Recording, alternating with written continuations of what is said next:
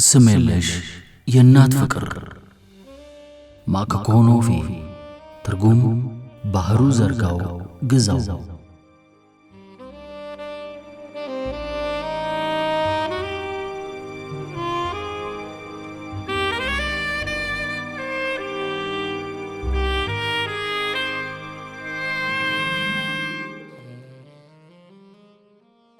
ምዕራፍ 19 ፔርሳድና ሜርቬ በላሮክ መገደል እምብዛም ማዘን አልተሰማቸውም። እንዲያውም ጃኩሊን የነገረችውን አስታውሶ 125,000 ፍራንክ ያላንዳች ድካምና ምንም አይነት ወጪ ሳያስከትልባቸው በቦርዶክስ ከተማ ድርጅት አቋቁመው ወደፊት ለመሰብሰብ ካሰቡት በ3 እጅ የበለጠ ሊያገኙ የሚችሉበትን መንገድ ስለጠረገላቸው በደስታ ፈንጥዘዋል። በተለይም ሊከፍሉት የነበረው 10% በላሮክ ያልተጠበቀና ድንገተኛ ሞት ምክንያት ስለቀረላቸው ደስታቸው ድርብ ሆኗል። ላሮክ በቦርዶክስ ለሚከፍቱት ድርጅት የበለጠ ፍሬያማ እንደሚሆን ቢያውቁም እሱን አከል የሆነ ሌላ ታማኝ ሰራተኛ እንደሚያገኙ አልተጠራጠሩም። ላሮክ የቴሉስ ከተማ ፍርድ ቤት ፕሬዝዳንት ሚስት በነበረችው መገደሉ ፕሬዝዳንቱ የተጠየቀው እንዲከፍል የተሻለ መንገድ እንደከፈተላቸው አምነዋል። ይህን ሁሉ የተወያዩት በቦርዶክስ ከተማ በፍሎሬት ቤት አቅራቢያ ባለ በአንድ ቡና ቤት ውስጥ ተቀምጠው የፍሎሬትን መመለስ በሚጠባበቁበት ጊዜ ነበር። በሆቴሉ ውስጥ ሰው የገደለችው ሴት የፍሎሬት ሚስት መሆኗን ለማጣራት 3 ወር ፈጅቶባቸዋል። አንድ ቀን ስለ ሴትየዋ ፍሎሬትን ለማነጋገር ወደ ቴሉስ ሄደው ሲጠይቁት ልጁ የተከሳሿ ጠበቃ ሆኖ በሚያደርገው ክርክር ላይ ለመገኘት ወደ ቦርዶክስ መሄዱ ተነገራቸው። ይህንን ሲሰሙ ከደስታቸው የተነሳ ተቃቅፈው በመሳሳም ቦረቁ። ፍሎሬት ክሱን ለማዳመጥ ወደ ቦርዶክስ መምጣቱ በገዛ ራሱ በወጥመዳችን ላይ እንደገባልን ቆጥረዋለን አለው ፔርሳድ ለማርቬ። እጅግ በጣም ብልህ ሰው እኮ ነው አለው ወዳጁ። ልክ ነህ፣ እኔም የማስበው እንዳንተው ነው። ክሱን በተከላካይነት እንዲሟገት ልጁን የመረጠው ብልህ ስለሆነ ነው። በሌላ በኩል ደግሞ ልጁ የሕግ አስከባሪውን ሴት ልጅ ሊያገባ ነው እንደ የሚል ጭምጭምታም አለ ብሎ ፔርሳድ መለሰለት። ከድርጊቱ ተገንዝቤ እኮ ነው እጅግ በጣም ብልህ ሰው ነው ያልኩ። አሁንም የሚስጥሩ ፈለግ እንዳይገኝ በሁሉም አቅጣጫ እየከበበ ነው ብሎ ሜርቬ እንደ ውሃ ማዕበል አጓራ። እኔ እንደሰማሁት ከሆነ የፍሎሬት ሚስት የጣቢያውን ሹም ላቀረበላት ጥያቄ መልስ ለመስጠት አሻፈረኝ ብላለች። ይሄማ ሳይታለም የተፈታ ነው። ምን ማለት ነው? ምን ማለት እንደሚገባት ባለቤቱ አስቀድሞ ነግሯታል። እውነትህን ነው፣ ነገሩ ግልጽ ነው በማለት ፔርሳድ ራሱን ባውንታ በኃይል በመነቅነቅ ወዳጁ በተናገረው መስማማቱን ከገለጸለት በኋላ በዚህ አይነት ማንም እንደማያውቃት ሆና በቦርዶክስ ውስጥ ስሟ እንኳን ሊገለጽ አይችልም ብሎ በተጨማሪ ሲነግረው ሁለቱም እጆቻቸውን ወደ ላይ በማንሳት በትከሻዎቻቸው ላይ ተጎሻሸሙ። እንግዲህ ጉዳዩ እንደዚህ ከሆነ ሚስጥሩ ሳይገለጥ በቤተሰባቸው ውስጥ የተደበቀ ሆነ ይቀራል ማለት ነው ብሎ ሜርቬ ገመገመ። ፍርድ ቤቱ በወንጀሏ ቢፈርድባት ወይንም ነፃ ቢለቃት ለኛ ምንም ፋይዳ አይኖርም። ውስጠ ሚስጥሩን የሚያውቅ የለም እኮ። ውድ ፔርሳድ፣ ከኛ በስተቀር ሌላ የሚያውቅ ሰው የለም ብሎ ቀድሞ የትምህርት ቤት አስተዳዳሪ የነበረው አረመው። ልክ ነህ፣ እንዴት ያለ ጥሩ አጋጣሚ ነው እባክህ ብሎ ፔርሳድ መለሰለት። የህብረተሰቡ ተቆርቋሪዎች ነን ባዮች እነ ፔርሳድ የዚህ አይነት አስተሳሰብ ይዘው ነበር ፍሎሬትን በአትክልቱ ቤት ውስጥ ያነጋገሩት። ፍሎሬት በአክብሮት ተቀብሎ እንዲቀመጡ በጠየቃቸው መሰረት 3ቱም ተዝናንተው አረፉ። ለምን እንደመጣችሁ ብትነግሩኝ ብሎ ጠየቃቸው። ለተከበርከው ፕሬዝዳንት ጥቂት ጥያቄዎችን ለማቀረብ ይፈቀድልናል ብሎ ፔርሳድ መስህብ ባለው አነጋገር ጠየቀው። መጠየቅ ትችላላችሁ። ስምህ? እኔ ፔርሳድ እባላለሁ። እርሱ ደግሞ የሥራ ባልደረባዬ ሜርቬ ይባላል በማለት ሁለቱም ተነስተው ፍጹም ታዛዥ መሆናቸውን በማሳየት እጅ ነሱ። እንደገና ከተቀመጡ በኋላ ለምን ሥራ ነው ወደ ቦርዶክስ የመጣችሁት ብሎ ፍሎሬት ጠየቃቸው። የተከበርክ ፕሬዝዳንት፣ በጣም ረቂቅ ስለሆነ ጉዳይ ለማነጋገር ነው። ጉዳዩ በተለይ አንተን የሚመለከት ነው አለው ፔርሳድ። ፍሎሬት በነገሩ በመገረም የአይኑን ቅንድብ ከፍ በማድረግ ምንድነው ጉዳዩ ብሎ ጠየቃቸው። ፔርሳድ በመጠኑ ተቆናጠነጠ። በሚናገርበትም ጊዜ እጅግ የተመስጦ ሁኔታን አሳየ። ማንኛውም ሰው በሕይወቱ ዘመን ውስጥ አንድ ጊዜ ወይንም በሌላ ወቅት ባለፈው ላደረገው ወይንም ለደረሰበት ነገር የሚጸጸትበት ምክንያት ይኖረዋል። እነዚህም ጸጸቶች በሚስጥር ብንይዛቸው እንኳን የውስጥ ቁስል ናቸው በማለት ፔርሳድ ንግግሩን ጀመረ። ያስገርማል እኮ ብሎ ሜርቪ አድናቆትን ገለጸ። ፍሎሬት ትዕግስቱን እንደማጣት ብሎ የምትሉት ምናልባት እውነት ሊሆን ይችላል። አሁን ምን እንደፈለጋችሁ ንገሩኝ አላቸው። ፔርሳድ የፍሎሬትን ሞራል በመገንባት ምንም ሊገኝ እንደማይችል በማመን በቀጥታ የመጣበትን ለመናገር ወሰነ። ክቡር ፕሬዝዳንት፣ ከ20 ዓመት በፊት የፓሪስ ከተማ ምክትል ጠቅላይ አቃቤ ሕግ ነበርክ አልነበርክም? ነበርኩ። ባልሳሳት ጃኩሊን ሊቪየር የተባለች ሴት በሕግ አግብተህ ነበር። እሷም 120,000 ፍራንክ ጥሎሽ ሰጥታለች። በዚህ ጊዜ ፍሎሬት ግራ ተጋብቶ ተቅበጠበጠ። ያልከው ፍጹም ትክክል ነው። ነገር ግን ይሄ ሁሉ ጥያቄ ለምንድን ነው? ምክንያቱም በጣም ተፈላጊና ሊታለፍ የማይችል ጉዳይ ስለሆነ በማለት ፔርሳድ ፍርጥም ብሎ ሲናገር ወዳጁ አባባሉን ራሱን በማነቃነቅ አሟሟቀለት። ቀጥሎም በቤተሰብ ውስጥ የዚህ አይነት ሁኔታ ሲከሰት አንድ ሰው ብዙ ጥያቄዎችን ላያቀርብ ይችላል። ይህ እኔ እንደምገምተው ከሆነ ምናልባት ክብር ላለመንካት ነው። ፍሎሬት ይህንን ሲሰማ ከተቀመጠበት በግማሽ ብድግ አለ። ፊቱም በመጠኑ ወደ ግራጫነት ተለወጠ። ብስጭትም ስለተሰማው የሰውየውን ንግግር አቋርጦ ጊዜ የለኝም አለው። ይቅርታ ደግሜ ጠይቃለሁ ክቡር ፕሬዝዳንት ካለው በኋላ ሁለቱም እጃቸውን በማንሳት ፍሎሬት እንዲቀመጥ አደረጉት። ጉዳዩ ባጭሩ ለመናገር ሞክራለሁ። ጋብቻችሁ መሆን እንደሚገባው ደስታ የሞላበት አልነበረም። አንድ ቀን መጥፎ አጋጣሚ አጋጥሞ ስለነበረ ሚስትህን ከቤት አውጣህ አባርሃታል። ይህንን ጉዳይ እንዴት ልታውቅ ቻልክ? ማን ነገረህ? ብሎ ፍሎሬት በሚጠይቅበት ጊዜ ድምፁ ዝቅ ያለ ከመሆኑም በላይ የሚያስፈራ ሆነ።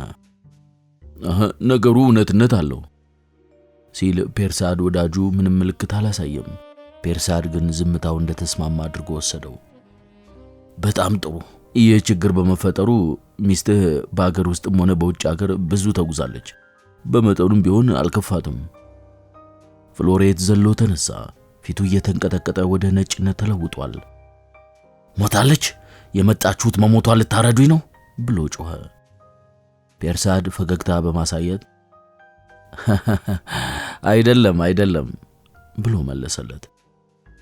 በሕይወት አለች? ያለ ጥርጥር እርሷ በርግጥም አለች ብሎ ሜርቪ አዳነቀ። ያለችው የት ነው? በፓሪስ ውስጥ? በፈረንሳይ ውስጥ? የት ቦታ ነው ያለችው? ብሎ ፍሎሬት እጅግ በጣም ጉጉት በተሞላበት ሁኔታ ጠየቃቸው። ፔርሳድ ይህንን ሲሰማ የመደናገር መልክ ታየበት። በሆቴሉ ውስጥ ሰው የገደለችው ሴት ማን እንደሆነች ፍሎሬት አላወቀም ማለት ነው። በፍርድ ቤት በኩል ያለውን ጉዳይ ያዘጋጀው ፍሎሬት አይደለም ለማለት ይቻል ይሆን የሚል ሐሳብ በፔርሳድ አእምሮ ውስጥ ተላወሰ። በእውነት ባለቤት አሁን የት እንዳለች አታውቅም ማለት ነው? አላውቅም፣ ፈጽሞ አላውቅም። ግን እናንተ የመጣችሁ ልትነግሩኝ ነው አይደለም እንዴ? ብሎ ሲጠይቃቸው አሁንም በፊቱ ላይ ከፍተኛ ጉጉት ይታይበት ነበር። ፍሎሬት ተነስቶ በሰዎቹ ፊት ወዲያና ወዲህ በሚራመድበት ጊዜ ደሙ ከመለዋወጡም በላይ በሚንቀጠቀጥ አይኖቹ ሰዎቹን በየተራ ተመለከታቸው። ይህ እጅግ በጣም የማይታመን ነገር ነው። እኔ ካንተ ስለ ባለቤት የበለጠ ወሬ ያገኛለሁ የሚል እምነት ነበረኝ ብሎ ፔርሳድ ገለጸለት። ከቤት ከወጣች ጊዜ ጀምሮ እስከ ዛሬ ድረስ ስለ እርሷ የሰማሁት ነገር የለም። የት እንዳለችም አላውቅም። ፈጽሞ አለው ፔርሳድ በመደነቅ። ፈጽሞ አልሰማሁም። እኔ ያሰብኩት ሞታለች ብዬ ነበር። እጅግ በጣም የሚያስገርም ነገር ነው አይደለም እንዴ? አለው ፔርሳድ ለወዳጁ። እጅግ በጣም የሚያስገርም እንጂ ብሎ ወዳጁ ቀልጠፍ ባለ አነጋገር መለሰለት። ፍሎሬት በስሜት ትዕግስቱን ጨርሶ ተቅበጠበጠ። እናንተ የት እንዳለች ታውቃላችሁ? እንዴትስ ላያት እችላለሁ? አሁን በእርግጥም እናውቃለን ብሎ ፔርሳድ መለሰለት። ንገረኝ ሰውዬ፣ ንገረኝ ብሎ ፍሎሬት ጮኸበት። ፔርሳድ አገጩን አሸሸ። የፍሎሬት መቻኮልና በጉጉት ትዕግስቱን ማጣት በቀደምትነት ገንዘብ እንደሚያስገኝላቸው ተገነዘቡ። ስለዚህ በአጋጣሚ የመጣላቸውን ዕድል አጓጉል የሆነ የችኮላ ሥራ በማድረግ ማበላሸት ግን አልፈለጉም። በእኔ በኩል የት እንዳለች እንድነግር ፍቃድ አልተሰጠኝም በማለት ፔርሳድ ሁኔታውን ለመሸፈን ሞከረ። ያንተ ያለ ለመንገር ፍቃደኛ አይደለህም ማለት ነው? ደንበኛዬ ትእዛዝ የሰጠችኝ ብሎ ፔርሳድ ዕውቅ በሆነና መስህብ ባለው ድምፁ መናገር ሲጀምር ፍሎሬት አቋረጠው። የመጣኸው ከእርሷ ዘንድ አይደለም እንዴ? ታዲያ ምን ለማለት ፈልገህ ነው? እርሷ የምትፈልገው ምንድን ነው? ምን ላደርግላት እችላለሁ? በማለት ደጋግሞ ጠየቀው። ፔርሳድ በኃይል ከተነፈሰ በኋላ በጋብቻችሁ ጊዜ የሰጠችን መልሳ ለመውሰድ ትፈልጋለች። ለጥሎሽ ያወጣችሁን 125,000 ፍራንክ? ፔርሳድ እየተቅለሰለሰ በትህትና አዎን፣ ገንዘቡ እንዲመለስላት ትፈልጋለች በማለት አረጋገጠለት።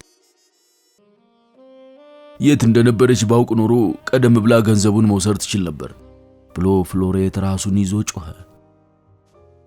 በጥያቄዋ ላይ ተቃውሞ የለህም ማለት ነው ብሎ ፔርሳድ ሲጠይቀው በዓይኖቹ ላይ የድል ነጸብራቅ ታየ። ምንም ተቃውሞ የለኝም፣ ገንዘቡ አለላት። ሁለቱ ሽርኮች ተነስተው እጅ ለእጅ ከተያዙ በኋላ ያጫወትከንን ቃል በቃል እንነግራታለን በማለት ፔርሳድ አረጋገጠለት። አሁኑኑ ሄጄ እንዳያት አድራሻዋን ስጡኝ ባካችሁ ብሎ ፍሎሬት በትህትና ለመናቸው። ክቡር ፕሬዝዳንት፣ ከደንበኛዬ አድራሻዋን እንድነግርህ ትእዛዝ አልተሰጠኝም፣ ይቅርታ ጠይቃለሁ በማለት ፔርሳድ ትህትና የተሞላበት መልስን ሰጠ። እኔ የምሰራው በተሰጠኝ መመሪያ መሰረት ነው። ግን እኔን ላለማየት እምቢ የምትልበት ምን ምክንያት አላት ብሎ ፍሎሬት በቁጣ ተናገረ። ምክንያቷን አላውቅም፣ ነገር ግን አድራሻዋን ከመስጠቴ በፊት ፈቃዷን መጠየቅ አለብኝ። አንተ ግን ሄደህ ታያታለህ? ደብዳቤ ጽፍላታለሁ፣ ነገር ግን ስራዬን ከመጀመሬ በፊት ሙሉ በሙሉ አንተን ለማመን መቻል አለብኝ ብሎ ፔርሳድ መለሰለት። ለምኑ? አለው ፍሎሬት። በምትወስደው ጥንቃቄ ላይ እምነት መውሰድ እችላለሁ፣ 100% ቃል እገባልሃለሁ። ፔርሳድ ካቅማማ በኋላ ሴትዮዋ አሁን በችግር ላይ ነው ያለችው ብሎ ነገረው።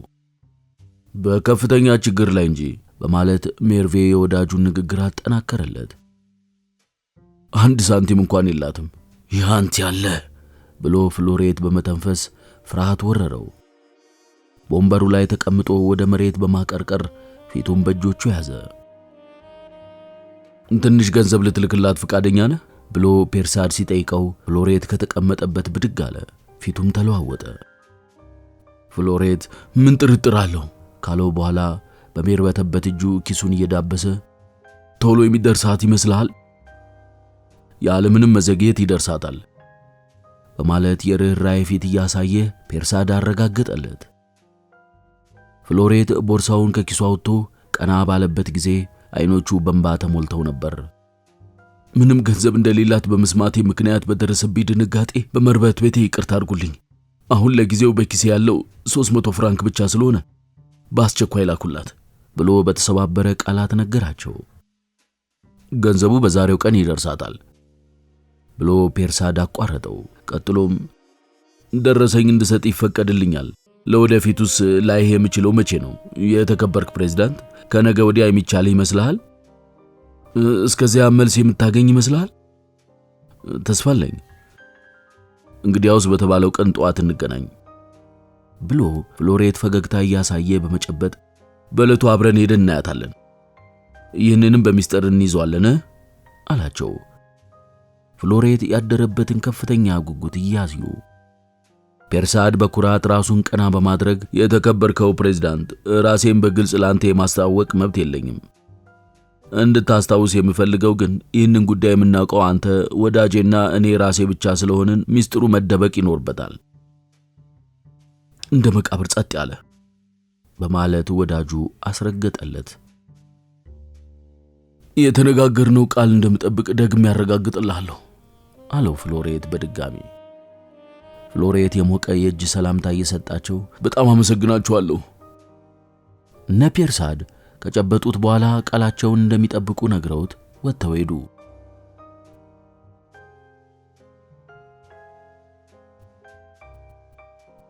ሰዎቹ ከሄዱ በኋላ ፍሎሬት ብቻውን ቆሞ ራሱን ወደ ላይ አንጋጦ ሰማዩን ተመለከተ።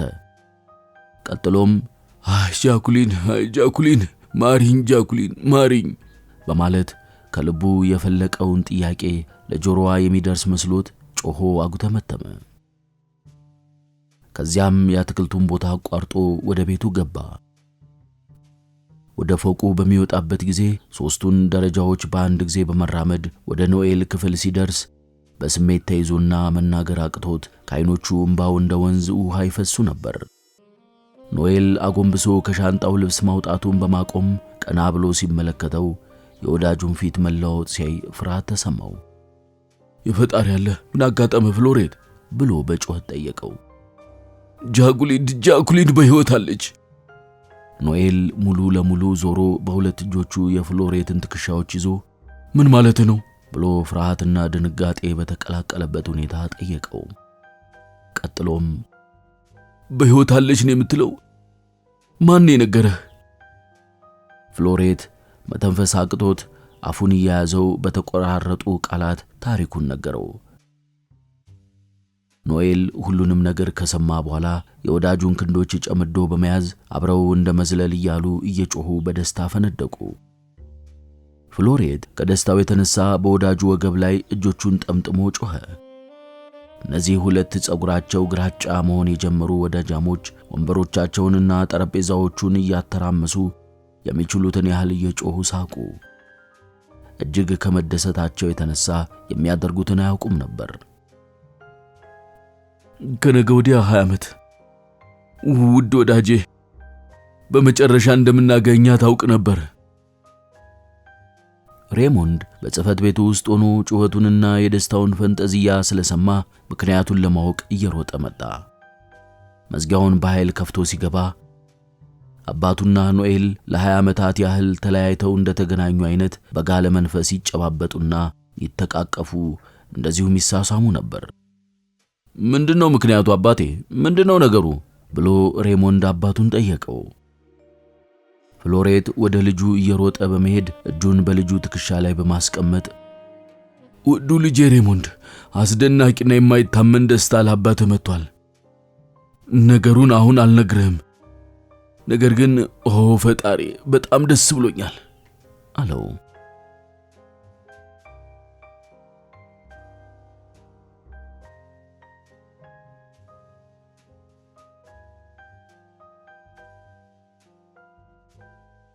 ምዕራፍ 20 ሬሞንድ ምንም እንኳን ከሌሊቱ አብዛኛውን ጊዜውን በሥራ ላይ ቢያሳልፍም ጠዋት ላይ ቀደም ብለው ወደ ፍርድ ቤት ከመጡት አንዱ ነበር።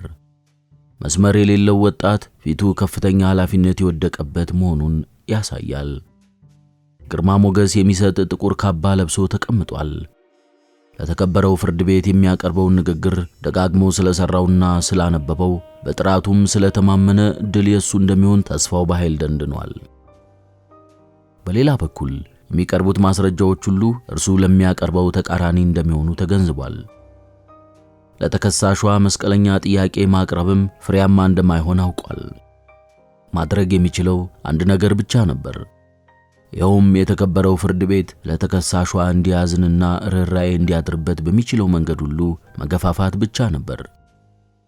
ምንም እንኳን ፍርድ በሚሰጡት ዳኞች አእምሮ ውስጥ ጥርጣሬ እንዲያድርባቸው ለማድረግ የሚያስችል ምንም ዕድል ባይኖርም፣ ሬሞንድ ግን አንድ ነገር በአእምሮአቸው ውስጥ እንዲሻጥ ለማድረግ መሞከር አለበት። የአሰራር በሚያጠራጥር የነፍስ ግድያ ክስ ላይ የተከሳሽ ጠበቆች የሆኑ ሁሉም የሚያደርጉት ነው። ፍርዱን ለሚያዩት ዳኞች ሙሉ በሙሉ ደንበኛው ወንጀለኛ አልሰራችም ብሎ ለመከራከር መሞከር የለበትም። ነገር ግን ከዳኞች ልቦና ውስጥ እንደ አንዲት ጠብታ የምትቆጠር ጥርጣሬ እንዲፈጠርባቸው ለማድረግ ከቻለ አብዛኛውን ጊዜ የመርታት ዕድሉ የተሻለ ነው። አንድ ዳኛ አጠራጣሪ በሆነ ማስረጃ ላይ ተመርኩዞ ፍርድ በመስጠት አንድ ወንጀለኛን ወደ ስቅላት ከመላክና ከመጸጸት ይልቅ ብዛት ያላቸው ሌሎች ወንጀለኞችን በነጻ ቢለቅ ይመርጣል። ለአንድ ንጹሕና ለፍትህ ለቆመ ዳኛ ትንሽዋ ጥርጣሬ ፍርድ ከመስጠት እንዲቆጠብ ታደርገዋለች። ነገር ግን የጃኩሊን ጉዳይ በተመለከተ ለነፍስ አጥፊነቷ ምንም አይነት አጠራጣሪ ነገር አልነበረም። ይህም በመሆኑ ሬሞንድ የነበረው ዕድል ተከሳሿ ለ50 አለቃው በነገረችው መሰረት የገደለችው መናገር የማይገባውን እንዳይናገር ለማድረግ በሚለው ላይ በመመርኮዝ ዳኞቹ ድርጊቱ ላይ ያለ አንድ ምክንያትና ሰበብ ያልተፈጸመ መሆኑን እንዲረዱና ርኅራኄ እንዲያድርባቸው ማድረግ ነበር። ለተከሳሽ ጠበቃ በተዘጋጀው ወንበር ላይ ሬሞንድ ሲቀመጥ መላ ሰውነቱ በከፍተኛ ስሜት ተናወጠ። ዳኞቹ በቀይ የተከፈፈ ካባቸውን አጥልቀው ከማረፊያ ክፍላቸው መጥተው ቦታቸውን በመያዝ እንደተሰየሙ ጸሐፊው ከተቀመጠበት ተነስቶ ፍርድ ቤቱ ሥራውን ጀምሯል ብሎ በትህትና ሲናገር ሬሞንድ ውስጠ ሰውነቱ የባሰ ነዘረ። ትልቁ አዳራሽ በሴቶችና በወንዶች አፍ እስከ ገደፉ ጢም ብሎ ሞልቷል። ብዛት ያላቸው የሕግ አዋቂ ጠበቆች ለወዳጃቸው ጥርስ መንቀያው፣ መፈተኛው፣ መታወቂያው እንደዚሁም የወደፊት ዕድሉን መገንቢያው የሆነውን ማንም ሰው ሊደፍረው የማይችለውን የክስ ክርክር ለማየት መጥተው ተከማችተዋል። ከልዩ ልዩ አጥቢያዎች ለመጡ የሥራ ኃላፊዎች አያሌ ወንበሮች ተይዘዋል። ፊታቸውን በስስ ዓይን ርግብ የሸፈኑ ሴቶች ከሌሎች ጋር ተቀላቅለው ተቀምጠዋል። የባንክ ቤት ኃላፊዎች፣ ዳቦ ጋጋሪዎች፣ ስጋ ሻጮች ሳይቀሩ ትከሻ ለትከሻ ተጠጋግተውና ተጨናንቀው ተቀምጠዋል። ልዩ ልዩ ልብስ የተጎናጸፉ ሴቶች መቀመጫ ለማግኘት እየተጋፉና እየተናነቁ ወደ አዳራሹ መግባት ጀምረዋል። በአጠቃላይ ከተመልካቹ ብዛት የተነሳ ከፍተኛ ትርምስ ተፈጥሯል። ሬሞንድ ወደ ተመልካች ሕዝብ አይኖቹን ሲያንቀሳቅስ በመጀመሪያዎቹ ወንበር ላይ ሄለን ከፈገግታ ጋር በኩራት ስትመለከተው አያት። ኖኤልና ዶክተር ሸነል በልበ ሙሉነት ራሳቸውን እየነቀነቁ ድል የእርሱ እንደሚሆን አረጋገጡለት። ሮዝም በበኩሏ ፊቷን በደስታ አፍክታ እጆቿን አውለበለበችለት። ሬሞንድ እስረኛዋ በሁለት ፖሊሶች ታጅባ ስትገባ ወደ ተመልካቹ ማየቱን በፍጥነት አቁሞ የጻፈውን መመልከት ጀመረ። እስረኛዋ ወደ ምትቀመጥበት ሳጥን በምትወሰድበት ጊዜ ፊቷን በመሐረብ ሸፍና ታለቅስ ነበር። ሬሞንድ በስሜት ከተመለከታት በኋላ ለማጽናናት ጥቂት ቃሎችን ለመናገር ሞከረ። ሆኖም ማጉተምተም እንጂ ያለው አልተሰማትም። ቫልሞሪን የወደፊት አማቹ ያደረበትን መረበሽ በመመልከት ራሱን በማነቃነቅ የማደፋፈርና የወዳጅነትን ምልክት ሰጠው። ሬሞንድ ቀደም ብሎ በፍርድ ቤቱ የወንጀለኛ ክሶች ሲታዩ ለብዙ ጊዜ ተመልክቷል። አሁን ግን ኃላፊነትን ወስዶ በቀጥታ መልስ ለመስጠት ያውም ለእንደዚህ ያለ ውሉ ለጠፋበት የነፍስ ግድያ ክስ የመጀመሪያ ጊዜው በመሆኑ ከፍተኛ ስጋት አድሮበታል። አባቱና ሄለን አይኖቻቸው ከእርሱ ጋር እንዳልተለዩ ቢገባውም ዳግመኛ ወደ እነርሱ አቅጣጫ ፈጽሞ አልተመለከተም። ጸሐፊው ስለ ክሱ የሚከተለውን ሲያነብ ጩኸቱ ከዚያ ክፍል ውጪ ላሉ አድማጮችም ይመስል ነበር። ሴትዮዋ የተከሰሰችው ሚያዝያ 3 ቀን ከሰዓት በኋላ በ11 ሰዓት ከ30 በክራውን ሆቴል በክፍል ቁጥር 24 ውስጥ ፍቅረኛዋ የነበረውን ፍሬዴሪክ ላሮክ የተባለውን በመግደሏ በወንጀለኛ መቅጫ አንቀጽ 295 እና በ304 መሰረት የቀረበ የነፍስ ግድያ ክስ ነው። ለትንሽ ጊዜ ፍጹም የሆነ ጸጥታ ረጭ ካለ በኋላ ጨዋና ሽማግሌ የሆነው የፍርድ ቤቱ ፕሬዝዳንት የሚከተለውን ሲናገር ሬሞንድ ተመስጦ አዳመጠ። ሴትዮ፣ የቀረበብሽን ክስ ሰማሽ? የተከሰሽው ወዳጅሽ የሆነውን ፍሬዴሪክ ላሮክን አልበሽ በመግደልሽ በነፍስ ግድያ ነው። ለምን እንደገደልሽው የምትናገሪው አለሽ? በዚህ ክስ ወንጀለኛ መሆንሽን ታምኛለሽ? ብሎ ፕሬዝዳንቱ ጠየቃት። ፕሬዝዳንቱ ንግግሩን ቆም ስላደረገ ሬሞንድ ቀና ብሎ ወደ ዳኛው ተመለከተ። የተመልካቾች አይኖች በተከሳሿ ላይ አተኩረዋል። ሴትዮዋ ሙሉ በሙሉ ጥቁር ለብሳለች። በራሷ ላይ ባደረገችው ዳንቴል ፊቷን ጭምር ስለሸፈነችው ከዳኞቿ በስተቀር ሌላው አይታይም። ፊቷን ወደ ዳኞቹ አድርጋ ተቀምጣለች። አለባበሷ ራሱ የሚያስፈራ ከመሆኑም በላይ ሁኔታዋን ሲመለከቱት ተስፋ የቆረጠች መስላለች። የፕሬዝዳንቱንም ጥያቄዎች የሰማች ለመሆኗ ምንም ምልክት አላሳየችም። ዳኛው ጥያቄውን በመቀጠል መልስ ለመስጠት አሻፈረኝ ማለትሽ ነው? በምርመራው ጊዜ እንዳደረግሽው ላለመናገር የሙጥኝ እንዳልሽነሽ ለራስሽ ስትይ እንድትናገሪ አጥብቄ እለምንሻለሁ። አለመናገርሽ ክስሽን ያከብድብሻል እንጂ ጥቅም አይሰጥሽም። ታዲያ ለመናገር አሁንም ፍቃደኛ አይደለሽም ማለት ነው? ብሎ ለትንሽ ጊዜ ንግግሩን ቆም ካደረገ በኋላ እንግዲህ ያንቺ ጉዳይ ምስክሮች በሚሰጡት የምስክርነት ቃል ላይ በመመስረት ዳኞች በሚሰጡት ብያኔ ይሆናል። በመሆኑም በአንቺ ክስ ላይ ምስክር ማሰማቱ ይቀጥላል። ስለዚህ የፍርድ ቤቱ ጸሐፊ የመጀመሪያውን ምስክር ጥራ ብሎ ትዕዛዝ ሰጠ። ዳኛው ይህንን ትዕዛዝ ሰጥቶ ከጠረጴዛው ላይ ቀና በማለት ወደ ኋላው ተለጥጦ እንደተቀመጠ በክፍሉ ውስጥ ያለው ሕዝብ የማጉረምረም ድምፅ አሰማ። ጸሐፊው የመጀመሪያውን ምስክር ቪክቶር ቪክቶር ብሎ ጠራው። ፔርሳድና ሜርቬ ተጋፍተው በመግባት የክሱን ሂደት ሊያዩ በሚችሉበት ቦታ ላይ ሆነው በተመስጦ ይመለከታሉ። አስቀድሜ ምን እንደነገርኩት ታስታውሳለህ ወዳጅ ሜርቬ? ብሎ ፔርሳድ አንሾካሾከለት። ሁሉን ነገር በሚገባ ተመሳጥረው ነው ያዘጋጁት። አሁን በትክክል አቀነባብረውታል፣ ማድረግም አለባቸው። የሆቴሉ ሰራተኛ ቪክቶር መጥቶ ቦታውን እስኪይዝ ድረስ ሬሞንድ በጉጉት ሴትዮዋን ይመለከት ነበር። ያያት ለመጀመሪያ ጊዜ ነበር። በሚያሳዝነው ፊቷ በስተጀርባ የተደበቀው ምን አይነት አሰቃቂ ታሪክ ይሆን በማለት አብሰለሰለ። ተከሳሿ በሕይወት መኖሩን እንደማታውቅ በማስመሰል ዳኞች ወደ ተቀመጡበት ቀና ብላ ተመለከተች። አይኖቿ ሲንበለጠጡና በፍጥነት ሰውነቷ ሲለዋወጥ እንዲሁም በአድናቆት ስትሞላ ሬሞንድ ተመለከታት። ለመናገር የፈለገች ይመስል ከደረቷ ቀና አለች። ከንፈሮቿም ተንቀሳቀሱ። ሬሞንድ በፍጥነት በመነሳትና በሳጥኑ ላይ ጎንበስ በማለት ምን ነካሽ ወይዘሮ፣ አመመሽ እንዴ ብሎ ዝቅ ባለ ድምፅ ጠየቃት። እንደ መንዘፍዘፍ ብላ ከተንቀሳቀሰች በኋላ እንደገና ወደ ዳኞቹ አይኖቿን ተከለች። ቀጠል አድርጋ ያ ከዳኛው ጋር የሚነጋገረው ማን ነው ብላ አንሾካሾከች። ግን የተናገረቻቸው ቃሎች በግልጽ አልተሰሙም። የቱሉዝ ከተማ ፍርድ ቤት ፕሬዝዳንት ፍሎሬት ነው ብሎ ሬሞንድ መለሰላት። ይህንን ጥያቄ ያቀረበችው ለመናገር ያሰበችውን ትክክለኛ ሐሳብ ለመደበቅ ነው ብሎ ሬሞንድ ስለገመተ ወይዘሮ እመኚኝ፣ ዝምታሽ ለቀረበብሽ ክስ አዳባሪ ስለሚሆን እንድትናገሪ ማጸንሻለሁ አላት በትህትና። ዳንቴሏን በበለጠ ወደፊቷ በመሰብሰብና በመሸፈን ቀና ብላ በትኩረት ተመለከተችው። ሬሞንድ ነገሯ ስላልገባው ትከሻውን ሰብቆ ተመልሶ በመቀመጥ ቪክቶር የሚሰጠውን መልስ ለመስማት ፊቱን አዞረ። ሬሞንድ የቆመለት ክስ ተስፋ እንደሌለው እየተሰማው የመጣው በዚህ ጊዜ ነበር። ቪክቶር ምስክርነት በሚሰጥበት ጊዜ ወንበር ላይ እንደተቀመጠ ፕሬዝዳንቱ ስምህ፣ ዕድሜህና ሥራህን ተናገር ብሎ አዘዘው። ቪክቶር አማኑኤል 29 ዓመት፣ ስራዬ በክራውን ሆቴል ውስጥ እንግዳ ተቀባይ ብሎ ጨብረር ባለ ድምፅ ተናገረ። የት ነው የምትኖረው? በሆቴል ውስጥ ነው ክቡር ፕሬዝዳንት።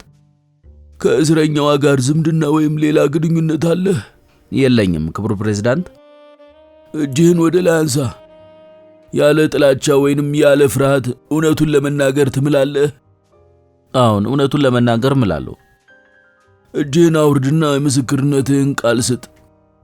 ቪክቶር ፍርሃት እየተሰማው በመነሳት ፊቱን ሕዝቡ ወደ ተቀመጠበት አዞረ። ቀጥሎም ሚያዝያ 3 ቀን አንድ ወንድና አንድ ሴት ወደ ሆቴሉ መጡ በማለት ጀመረ። ሰዓቱ ስንት ነበር ብሎ ፕሬዝዳንቱ አቋረጠው። የምሳ ሰዓት እንዳለፈ ነበረ። ቀጥል። አንድ አሮጌ ሻንጣና አንድ በእጅ የሚንጠለጠል ትልቅ ቦርሳ ይዘዋል። በፎቁ ላይ ወዳለው የክፍሉ ቁጥር 24 ወሰድኳቸው። ሰውየው ወደ ክፍሉ ውስጥ እንደገባ ጥሩ ክፍል አይደለም አለ። ሴትየዋ ግን የሆነ ሌላ ክፍል ምንም ጥቅም አለው አለችው። ደህና፣ እዚህ ለብዙ ጊዜ እንቆያለን ብዬ አልገምትም አላት። ከዚያ በኋላ ሲጋራና አረቂ እንዳመጣላቸው አዘዙኝ። እኔም በጥያቄያቸው መሰረት ካመጣውላቸው በኋላ ጠርሙሱን ከናረቂው ትቼ እንዲሄድ ሰውየው ጠየቀኝ። ብዙ ጠጡ ብሎ ፕሬዝዳንቱ አቋረጠው። አላስታውስም። የሴትየው አመለካከት ምን ይመስል ነበር? ምንም አይታይባትም ነበር ብሎ ቪክቶር ሲናገር ከህዝቡ ዘንድ የዝቅተኛ ድምፅ ሳቅ ተሰማ። አስተናባሪው ጸጥታ እንዲሰፍን ጠረጴዛውን ቆረቆረ። ደስተኛ፣ ሐዘንተኛ፣ ሰላማዊ ወይም ስሜቷ የተነካ ትመስል ነበር ብሎ ፕሬዝዳንቱ በቁጣ ጠየቀው። ቪክቶር ለብዙ ደቂቃዎች ካቅማማና ካሰበ በኋላ በጣም የደከማት ትመስል ነበር ብሎ መለሰለት። ቀጥል። ከጥቂት ጊዜ በኋላ ባለቤቴ ለፖሊስ የሚላክ ፎርም ለማስሞላት ወደ ክፍላቸው ሄዳ ስለነበር ወይዘሮ አና ላሮክ ቦነስ አይረስ ጉዞ ወደ ፓሪስ የሚል አስሞልታ መጣች። ባለቤት በሆቴል ውስጥ ነበረች? አሁን በሆቴል ውስጥ እንግዳ ተቀባይ ነበረች። ለምስክርነት ለምን አልተጠራችም ብሎ ዳኛው በቁጣ ጠየቀው። ቪክቶር የእጆቹን መዳፎች ካፋተገና አፍንጫውን ከጠረገ በኋላ ምክንያቱም ስራዋን ለቃ ስለሄደች አሁን አትገኝም። ግድያው በተፈጸመበት ማታ ትታኝ ስለሄደች ከዚያ ጊዜ ጀምሮ የት እንዳለች አላውቅም። ከሄደች ከጥቂት ቀኖች በኋላ ስለኔ አታስብ፣ በጣም ደስ ብሎኛል፣ ልጁን በሚገባ ጠብቀው ብላ ጻፈችልኝ ብሎ እምባ እየተናነቀው ተናገረ። በዚያ የነበረው ሕዝብ የገር ድምድምታ በማሰማት የተሰማውን ሐዘን ገለጸ። አስተናባሪው በድጋሚ በመቆጣት በሕዝቡ ዘንድ ጸጥታ እንዲጠበቅ ጠረጴዛውን ቆረቆረ። ቪክቶር እምባውን ከዓይኖቹ ላይ ሲጠርግ ፕሬዝዳንቱ ስላየው እስኪረጋጋ ድረስ ጥያቄውን ገታ አደረገለት። ቪክቶር ንግግሩን በመቀጠል 11 ሰዓት ከ30 አካባቢ በዚያው ፎቅ ላይ ለሚገኝ ሌላ ክፍል ውሃ ተሸክሜ ሲሄድ በቁጥር 24 ክፍል ውስጥ የጥይት ተኩስና የሚያጓራ ድምፅ ስለሰማው በሩጫ ሄጄ መዝጊያውን በርግጄ ስገባ በአፈሙዙ የሚወጣው ጢስ ያላለቀለት ሽጉጥ በያዘችው ሚስቱ ፊት ባለው ወለል ላይ ሰውየው ተጋድሞ አየሁት። እኔም ሽጉጡን ከእጇ ላይ መንጭቄ ከወሰድኩ በኋላ ጥርቅም አድርጌ ያስኳት። ስትይዛት ምንም አልተናገረችም? የሚያስቸኩል ነገር የለም፣ እኔ እንደሆንኩኝ አልሸሽም አለች። ከዚያም ፖሊሱ መጥቶ ይዟት ሄደ። የምታውቀው ይህንኑ ብቻ ነው? አሁን የተከበሩ ዳኛ፣ ያየሃት ሴት ይህቺ በፊት የተቀመጠችው እስረኛዋ ናት? ቪክቶር የገረጣ ፊቷን ከተመለከተ በኋላ አሁን የተከበሩ ፕሬዝዳንት ብሎ መለሰለት። ዳኛውም እንደ ቪክቶር እስረኛዋን ትኩር አድርጎ ተመለከታት። ተከሳሽ የተመሰከረብሽን ሰማሽ? የምትናገሪው አለሽ? ብሎ ዳኛው በጥሞና ጠየቃት። ጃኩሊን የቀድሞ ባለቤቷ የነበረው ፍሎሬት በዚያ መኖሩን ካወቀችበት ደቂቃ ጀምራ ከሺህ የበለጡ መጥፎ ሐሳቦች አእምሮዋን ስላናወጡት ምስክሩ ከተናገራቸው ቃላት ውስጥ አንድም አልሰማችም። ሁኔታው አመቺ ቢሆን ኖሮ በደሏን ለመበቀል ልዩ ልዩ ሐሳቦች መተውላት ነበር። ታዲያ ራሷን የበጠበጣትና የገነፈለባት ቁጣዋ እስኪበርድላት ድረስ ከቆየች በኋላ በዚያ ለተከማቸው ሕዝብ ፍሎሬት ባሏ እንደነበረ መንገር ይገባት ይሆን ወይስ ወደ ምትሰቀልበት ቦታ በምትወሰድበት ጊዜ በመስቀያው እንጨት ላይ ሆና ታወግዘው ይሆን? በምታፈቅረው ልጇ ምክንያት ይህንን ማድረግ አልፈለገችም። ላሮክን የገደለችው በሕይወቷ ላይ የደረሰባትን ኀፍረት ከልጇ ለመደበቅ ስትል ነው። ወንጀል የሰራችው ልጇ ስለ እርሷ ሰምቶ በኀፍረት እንዳይወድቅ ለመከላከል ስለሆነ አሁን ምስጢሯን አውጥታ በመናገር ይቅርታ እንዲያደርግላት እንዴት ትጠይቀው ይሆን? ያንተ ያለህ ባሏን እንዴት ጠልተዋለች? በመጠኑ እንኳን ቢሆን ማን እንደሆነች ለምንስ እንዳባረራትና አሁን ላለችበት አስከፊ ሁኔታ እንደዳረጋት መንገር አይገባትም ይሆን? ፍሎሬት እንዳወቃትና ታሪኳንም ለመስማት እንደሚፈልግ ገምታለች። ታሪኳን ዘርዝራ ብትናገር ኖሮ ሐዘኑ የበለጠ የሚያርፈው በሱ ላይ እንደሚሆን ብታውቅም በበቀላ ተገፋፍታ ባለመናገሯ ተደስታለች። እንግዲህ ላለመናገር ቆርጠሻል ማለት ነው አላት ዳኛው። ለትንሽ ጊዜ ታገሱኝ አለች። በአጠገቧ የተቀመጠው ሬሞንድ እንኳን ንግግሯን በግልጽ ሊሰማው አልቻለም። የተከበርክ ሕግ አስከባሪ የምታቀርበው ጥያቄ አለ ብሎ ዳኛው ወደ ቫልሞሪን ተመለከተው። የተከበሩ ዳኛ፣ ስለተሰጠኝ ዕድል አመሰግናለሁ ብሎ እጅ ከነሳ በኋላ ሆኖም ለጊዜው ጥያቄ የለኝም አለ ቫልሞሪን። የተከሳሽ ጠበቃ ለምስክሩ የምታቀርበው ጥያቄ አለ? መስቀለኛ ጥያቄው ሬሞንድ በውስጡ የገነፈለበትን ስሜት አምቆ ይዞ ድምፁን አስተካክሎና አቀነባብሮ ከተቀመጠበት ተነሳ። ምስክሩ ደንበኛ አረቄ የተጠጣ እንደነበር ተናግሯል። ባያት ጊዜ ሰክራ እንደነበረች ወይም እንዳልነበረች ያለውን ሐሳብ እንዲገልጽልኝ ይፈልጋለሁ። ዳኛው ራሱን ባውንታ ነቅንቆ ወደ ቬክቶር ዞረ። ጥያቄውን በትክክል ሰምተሃል? ወደ ክፍሉ ውስጥ ገብተህ ተከሳሿ ሽጉጡን ይዛ ባገኘሃት ጊዜ ሰክራ ነበር ወይስ ታለቅስ ነበር የሚል ነው። ቬክቶር ተጨንቆ በመነሳት ካቅማማ በኋላ በጣም ተረብሻ ነበረ። ይህ ደግሞ አከራካሪ አይመስለኝም። አይኖቿ የእብድ ሴት መስሏል። ፊቷ ቀይ ሆኗል። እንደዚሁም የምታደርገውን የምታውቃት መስልም ነበር ብሎ መለሰለት። ተመልካቹ ሕዝብ የእርስ በርስ ጉርምርምታና እንቅስቃሴ ሬሞንድ ያቀረበው ጥያቄ ፍሬ አልባ እንዳልሆነ ለመረዳት ቻለ። በበኩልህ ሰክራ ነበር ማለት ትደፍራለህ? ብሎ ሬሞንድ ጥያቄውን አጠናከረበት። አንዳንዶቹ ሰክራለች ሲሉ፣ ሌሎቹ ደግሞ አልሰከረችም ይሉ ነበር ብሎ ቬክቶር ሲናገር ድንጋጤ ይታይበት ነበር። በምስክሩ መልስ ሕዝቡ ዝቅ ያለ የማጉረምረም ድምፅ አሰማ። ዳኛውም በበኩሉ ተኮሳተረ። ያየኸውንና የተሰማህን በትክክል ተናገር አለው ሬሞንድ። አሁንም ቬክቶር እየተርበተበተ ለይቼ ለመናገር የምችለው ነገር የለም ብሎ ተንቀጠቀጠ። ሬሞንድ ትከሻውን ወደ ላይ ሰብቆ ተቀመጠ። የተከሳሽ ጠበቃ ለምስክሩ የምታቀርበው ሌላ ጥያቄ አለ? አለው ዳኛው። የተከበሩ ፕሬዝዳንት፣ የለኝም።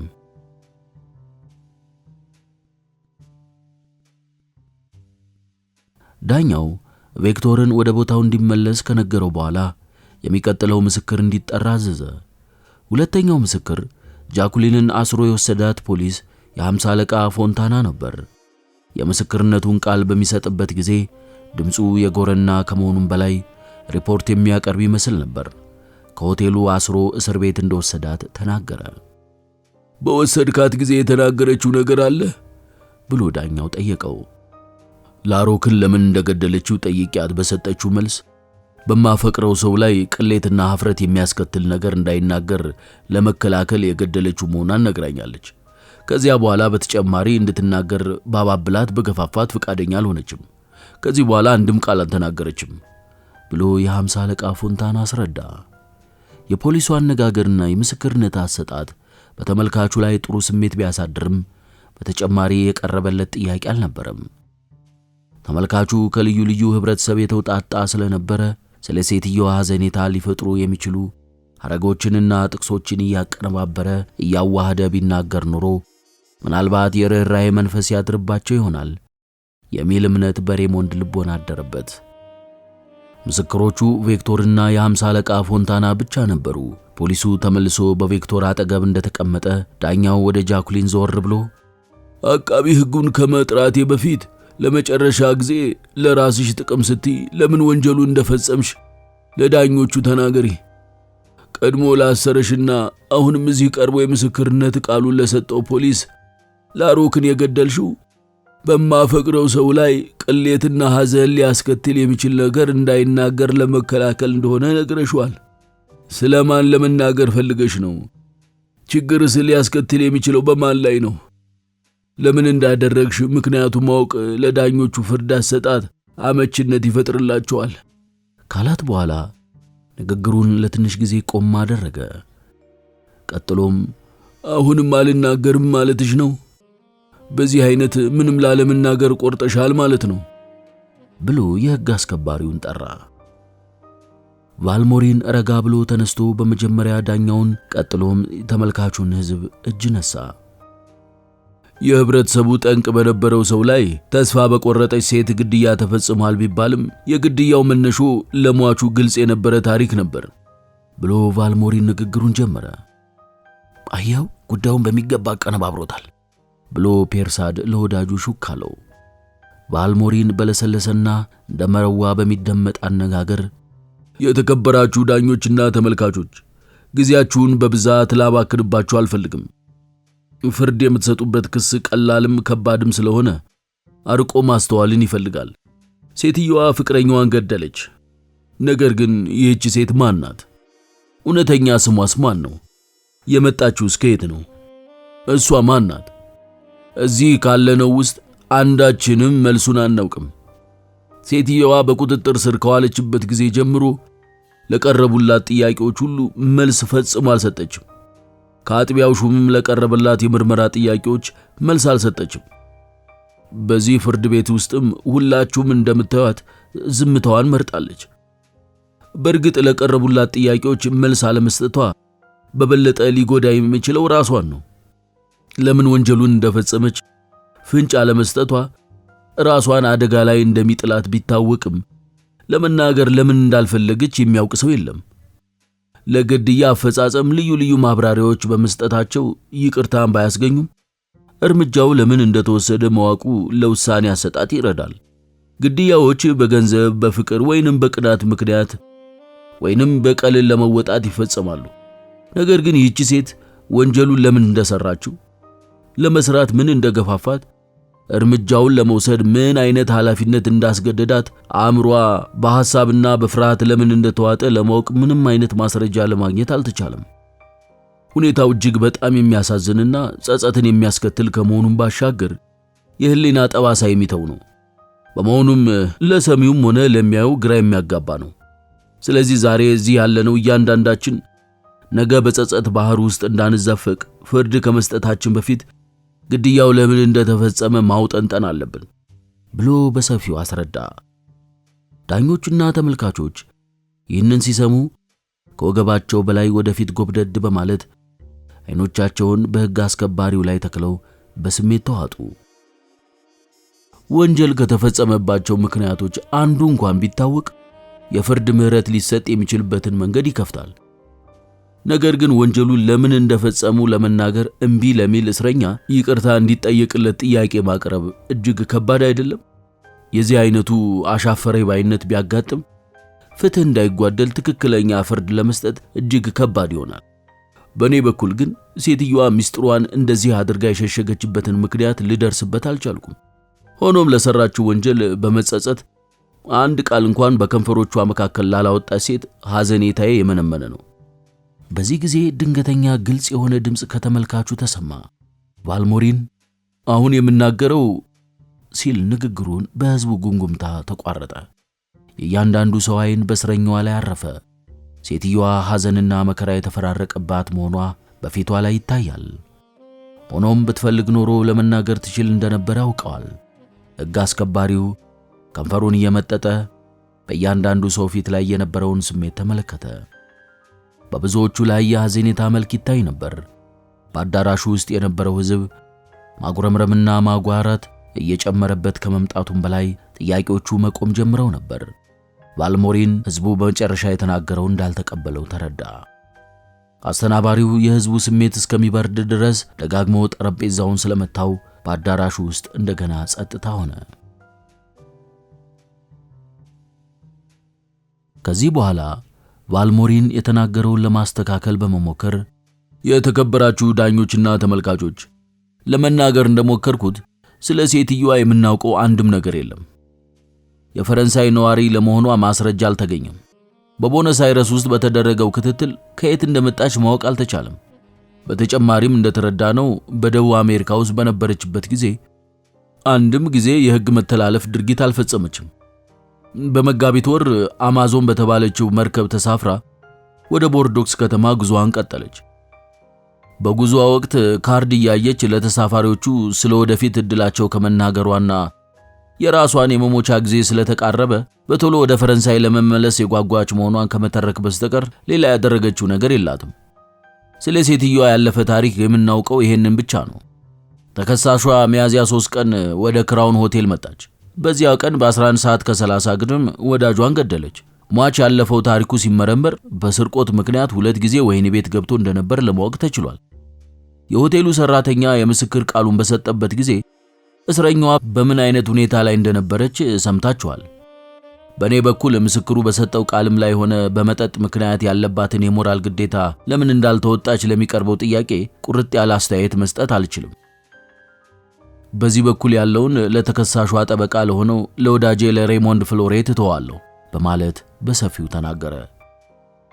የሕግ አስከባሪው ኃይለ ቃል ንግግር ሕዝቡ በሐዘን እንዲያጉተመትም እንዲያጉረመርም ከማድረጉም በላይ የብዙ ወንዶችና ሴቶች ፊታቸው ወደ ግራጫነት ተለወጠ።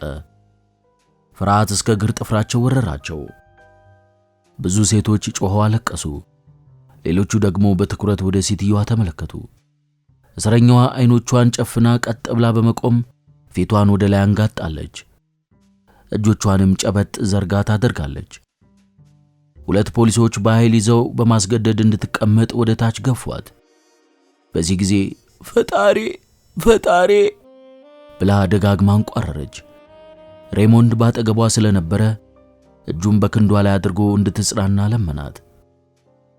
ከተመልካቹ ውስጥ አንዱ በደም ፍላት ብድግ በማለት ባካችሁ ለእግዚአብሔር ብላችሁ ሴትዮዋን አታሰቃዩት ብሎ በኃይል ተናገረ። ሕዝቡ አልጎምጉሞ እርስ በርሱ ተጎነታተለ። አስተናባሪው ስነ ስርዓቱን ለማስከበር ደጋግሞ ጠረጴዛውን እስኪሰነጠቅ ድረስ አንኳኳው። ሕዝቡ ግን በሴትዮዋ ላይ የሚደረገው የግፍ ተጽዕኖ እንዲቆምላት ደጋግሞ አጉረመረመ። ከፊሉ አትንኳት ሲል፣ ሌላው ደግሞ እየሞተች እኮ ነው አለ። የፈጣሪ አለ የፍሎሬት ሚስት ጃኩሊን ናት ብሎ ኖኤል ለዶክተር ሸነል በጆሮ ሹክ አለው። ዶክተር ሸነል በፍጥነት ተከሳሿ ወደ ቆመችበት ሳጥን በመሄድ ፖሊሶችን ገፍትሮ ሲጠጋት ጃኩሊን ተመልሳ እየተቀመጠች እንዳይነካት ገፋ አደረገችው። ሐኪሙና ሬሞንድ ወደ እርሷ ጎንብሰው ሁለቱም በድንጋጤ ትንፋሽ አጠራቸው። ምን ሆንሽ? አመመሽ እንዴ? ፍርድ ቤቱ እንዲበተን እናሳስበው ብሎ በአንድነት ጠየቋት። ግድ የለም ደህና ነኝ፣ በጣም ደህና ነኝ አለቻቸው። አሁንም አይኖቿ እየተጨፈኑ ነበሩ። ከንፈሮቿ ግን ለመናገር እንደፈለጉ አይነት ተላወሱ። ዶክተር ሸነል የግራ እጅ አንጓዋን ይዞ የደም ነዝረቷን አዳመጠ። ጎንበስ ብሎ በጆሮዋ ያንሾካሾከ ትከሻዋን በቀስታ መታ እያደረገ ዳሰሰላት። የሐኪሙ ቅን አነጋገርና አያያዝ ራሷን እንድታውቅ ስላደረጋት ቀስ በቀስ አይኖቿን ገልጣ ቀና ብላ ተቀመጠች። በፍርድ ቤቱ ውስጥ የነበረው ጓጓታና ማስተጋባት እየቀነሰ ስለመጣ የዳኛውም ቁጣ ስለዩ በተሰማቸው ሐዘን ከንፈራቸውን እየመጠጡ ሕዝቡ ተመልሶ ተቀመጠ። ዳኛው ከንዴቱ የተነሳ ፊቱ አመድ ለብሶ በፈረንሳይ ፍርድ ቤት ውስጥ የዚህ አይነት የሚያሳፍር ስነ ስርዓት ጉድለት ሳይ እኔ የመጀመሪያ ጊዜ ነው። ሌላ የዚህ አይነት ጩኸትና ጉርምርምታ ብሰማ ፖሊስ አንድ በአንድ እንዲያስወጣችሁ ለማዘዝ እገደዳለሁ ብሎ ቁጣውን ለማመቅ እየሞከረ ተናገረ። ኖኤል ወዳጁ ፍሎሬት ሴትዮዋን ለይቶ አውቋት እንደሆነ ለመገንዘብ በዳኛው በስተጀርባ ወዳለው መቀመጫ ተመለከተ። ፍሎሬት ፊቱን በእጆቹ መካከል ቀብሮ አይኖቹን በማህረብ ሸፍኖ ይዟል። ኖኤል የፍሎሬትን ሰውነት መለዋወጥ ልብ አድርጎ ተመልክቶታል። ያላሰቡት ነገር በድንገት ሲያጋጥም ሰውነት ዝሎ ሕዋሳት ስራቸውን እንደሚያቆሙ ግልጽ ነው። አእምሮው የቋጡንና የባጡን በማሰብ ምስቅልቅል ይልበታል። ጃኩሊን መሆኗን በማወቁ በፍሎሬት ላይ የደረሰው ይህንን ይመስል ነበር። ፍሎሬት ቫልሞሪን የሚናገረውን የሚያዳምጥ ቢመስልም ሰማይና ምድሩ ስለዞረበት የነበረው በድኑ ስለነበር ሕይወት የተለየው መሰለ። የወንጀሉ ምክንያት ምን እንደሆነ አለመታወቁን ደጋግሜ ገልጫለሁ። አሁን ግን ተከሳሿ ለመናገር የምትፈልግ ስለምትመስል ለምን ወንጀሉ እንደፈጸመች እንሰማ ይሆናል አለ ቫልሞሪን። ትናገራለች፣ መናገርም አለባት በማለት ሬሞንድ ግማሽ ፊቱን ወደ ሕግ አስከባሪው አድርጎ ተነሳ። ክብ በሆነው ሳጥን ጠርዝ ላይ ቀኝ እጁን አስቀምጧል። የጃኩሊን አይኖች በሚያምረው ራሱ ላይ አርፈዋል። በአይኖቿ ውስጥ በሰው አንደበት በቃላት ተቀነባብሮ ሊገለጽ የማይችል ፍቅርና ጭንቀት ይታይባት ነበር። እጅግ ለስላሳ የሆኑት የሬሞንድ አፍንጫ ቀዳዳዎች ይንቀጠቀጡ ነበር። እንደዚሁም የፊቱ ቀለም የሚለዋወጥ ይመስል ነበር። ቫልሞሪንን በጉጉት አይን ተመለከተችው። እንደ ትንሽ ልጅ ሀፍረት እየተሰማት እጇን ቀስ አድርጋ በሬሞንድ ጣቶች ላይ አስቀመጠች። እርሱም በፈገግታ መለስ ብሎ ተመለከታት። እንደገና ፍርሃት ተሰማት። የሕግ አስከባሪው ንግግሩን ለመጨረስ እየተቃረበ ስለነበረ ከትንሽ ጊዜ በኋላ ሬሞንድ መልስ መስጠት አለበት። እጇን ከጣቶቹ ላይ ስታነሳ ለጥቂት ጊዜ ሲመለከታት ሰውነቱን ወረረው። አንድ ትልቅና ሊታወስ የሚገባው ነገር የተፈጸመ መስሎ ተሰማው። በሰዎች የሕይወት ዘመን ሊነካና ደረጃ ሊሰጠው ያልቻለ እንደዚህም ሊታይና ሊዳሰስ የማይችል በእናትና በልጅ መካከል ያለው የሚያስተሳስር ስሜት ሲሆን በዓለም ላይ ጊዜና ቦታ፣ ደስታና ሐዘን፣ ሀብትና ድህነት፣ ድሎትና ጉስቁልና ሊለውጡት የማይችሉት የእናትና የልጅ ፍቅር ብቻ ነው። ይህም ራስ ወዳድነት የማያጠቃው ዘላለማዊ ፍቅር እንደሆነ ይነገርለታል። ሬሞንድ እስረኛዋን አጥብቆ በያዛት ጊዜ ለደህንነቷ ቃል የሚገባላት ይመስል ነበር። በኀፍረትና በሐዘን እንደተያዘች ለመሞት የቆረጠች እናት ቆማ ልጇን በማየቷ ሕያውነት ተሰማት። በጣቶቿ እየነካካች የዳሰሰችው ሬሞንድ ፈልጎ ያደረገው ይመስል አንድ ነገር ከራሱ ጋር እንደተዋሃደ አይነት በሁለንተናው ውስጥ ሲወራው ተሰማው።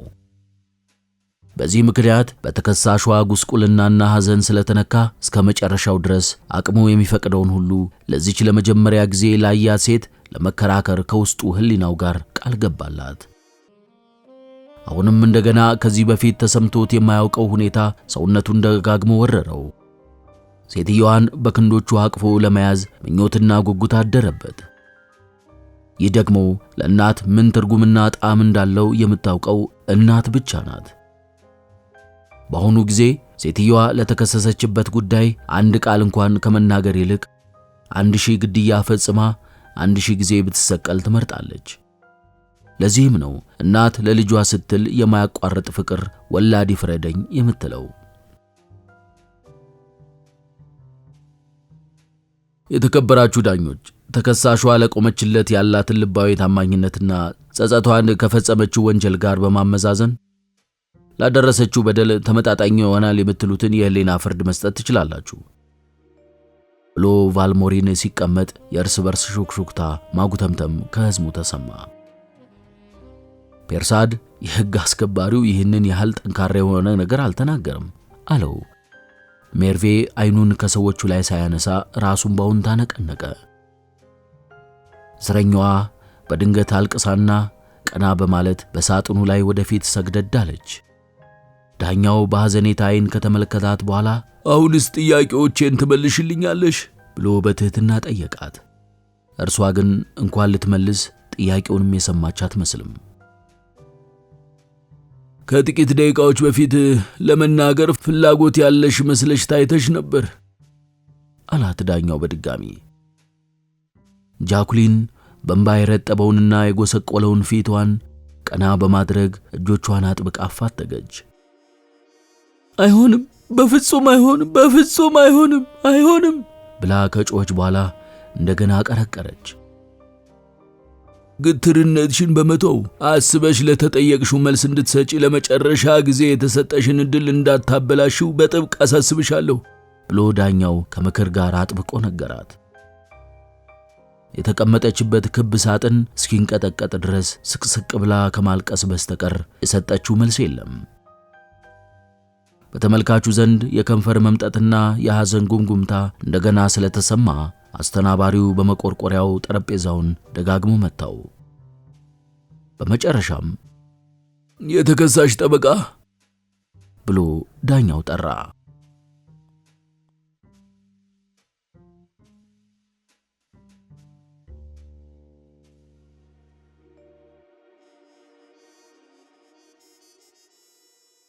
ምዕራፍ 21 ሬሞንድ ከመቀመጫው ላይ ተነስቶ ወደ ፍርድ ሰጪዎቹ ፊቱን አዙሮ ቆመ። የእርሱም ፊት እንደ እስረኛዋ ወደ ግራጫነት ተለውጧል። ከንፈሮቹ ይንቀጠቀጣሉ። አይኖቹ ተጉረጥርጠዋል። እስረኛዋ እጇን ጫን እያደረገች ከዳሰሰችው ጊዜ ጀምሮ በውስጡ የተለኮሰበትን ልዩ የስሜት ቃጠሎ ለመቆጣጠር ይታገላል። ስቃይና መከራ ምን ያህል አሰቃቂ እንደሆነ ከእስረኛዋ ሁኔታ ለመማር ችሏል። በሕይወቱ ዘመን ውስጥ ለመጀመሪያ ጊዜ ሰዎች ስለ ስቃይ ያወሩት የነበረውን ትክክለኝነቱን በዓይኑ ለማየት ችሏል። ግልትዋና ቅዋ ያነሳት ሴት እያለቀሰችና እየተንቀጠቀጠች ከተቀመጠችበት ሳጥን ውስጥ ቀና ስትል ባያት ጊዜ ሐዘን ሞትን እንደ ወዳጅ የሚቆጥርበት ጊዜ እንዳለ በመጠኑም ቢሆን ለመረዳት ቻለ። ንግግሩን ባዘጋጀበት ጊዜ አሁን የተሰማውን ያህል የተረዳ ቢሆን ኖሮ ይህን ስሜት ተከትሎ የሚጽፈው ልዩ በሆነ ነበር። ንግግሩ ምን ነበር? የሚጀምረውስ እንዴት ነበር? ሬሞንድ ዘወር ብሎ ወደ አባቱ ሲያይ አባቱም ፊቱ ገርጥቶ ወደ እርሱ ሲመለከት አየው። ምናልባት በሚያቀርበው ክርክር ውጤት አልባ የሆነ እንደሆነ ልጁ በኀፍረት ላይ እንዳይወድቅ የፈራ ይመስላል። ሬሞንድ ወደ ሄለን ማየት አልፈለገም። ንግግሩን ግን መጀመር አለበት። አይኖቹን ፍርድ በሚሰጡት ዳኞች ላይ ጥሎ የንግግሩን መክፈቻ ለማስታወስ ሞከረ። ችግሩ ግን ቃሎችን ሊያስታውሳቸው አልቻለም። ባየው ሁኔታ ምክንያት ነገሩ ሁሉ ስለተዘበራረቀበት ዳኞቹን አባብሎና አስተዛዝኖ ለእስረኛዋ ይቅርታ እንዲያደርጉ ብዙ ጊዜ ፈጅቶ ያዘጋጀውን ንግግር እንደ ጧት ጤዛ ከአእምሮው ውስጥ በኖ ስለጠፋበት ምላሱም ስለተሳሰረ አይኖቹ በእንባ ተሞሉ። በአዳራሹ ውስጥ ያለው ሕዝብ በጸጥታ ተመለከተው። ከተመልካቹ ውስጥ አንዱ ብሎ በመሳሉ ሬሞንድ ተደናግጦ ለመጮህ ወይም ሮጦ ለመውጣት ዳርቶት ነበር። ደግነቱ በስተጀርባው በኃይል በመተንፈስ ለቅሶ ስለሰማ ቀጥ ብሎ ቆመ። አይኖቹን ወደ ላይ አነሳ። ከንፈሮቹ ገረዋል፣ ምላሱም ደርቋል። ምንም ይሁን ምን ንግግሩን መጀመር አለበት። ስለዚህ ወደ ዳኞቹና ወደ ተመልካቹ ጎንበስ ብሎ እጅ ነሳ። ቀጥሎም በአይኖቹ ላይ እንደ ጭጋግ የሸፈነውን እንባ ጠራረገ። የተከበራችሁ ዳኞች በማለት ንግግሩን ሲጀምር የራሱ ድምፅ ለራሱ ጆሮ እንደ እንግዳው ነገር ሆኖበት ተሰማው። ቀጥሎም ወደፊት ጎንበስ በማለት የሁለት እጆቹን መዳፎች በጠረጴዛው ላይ አደረገ። ለመሆኑ የመክፈቻ ንግግሩ ምን ነበር? ፈጽሞ ሊያስታውሰው አልቻለም። ነገር ግን መናገር አለበት። ያደረብኝን ጥልቅ ውስጣዊ ስሜት ለመሸሸግ አልሞክርም፣ ብፈልግም አልችልም። ይቅርታ እንደምታደርጉልኝ ተስፋ አለኝ ብሎ ፍርድ የሚሰጡትን ዳኞች ሲመለከት በፊታቸው ላይ የሐዘኔታ መልክ አየ። ከዳኞችም ሆነ ከተመልካቹ የሚጠብቀው የንቀትና የፌዝ እይታ ነበር። ጊዜውን ወስዶና እንቅልፋቶ ያዘጋጀውን ንግግር ለማስታወስ ቢችል ኖሮ ደስ ባለው ነበር። ነገር ግን ለማስታወስ ለምን አልቻለም? አሁን የቀረው እንዳው በደፈናው የተሰማውን ገልጾ ለእስረኛዋ ምህረት እንዲያደርጉላት መማጸን ብቻ ነበር። የምመኘው ጉዳዩን በረጋና ጸጥ ባለ መንፈስ ለማስረዳት ነበር። ነገር ግን በሴትዮዋ ሁኔታ መላ ሰውነቴ ስለተረበሸ አይኖቼ በእንባ ተሞሉ ብሎ እንደምንም ብሎ ቀና በማለት በእጁ እንባውን ጠርጎ እሱነቱንም ሆነ ንግግሩን ወደሚገመግሙት ተመለከተ። ልቤ ከቀድሞ በልጦ እየመታ ነው። ድምጼም እየተርበተበተ ነው። ሰውነቴም እየራደ ነው።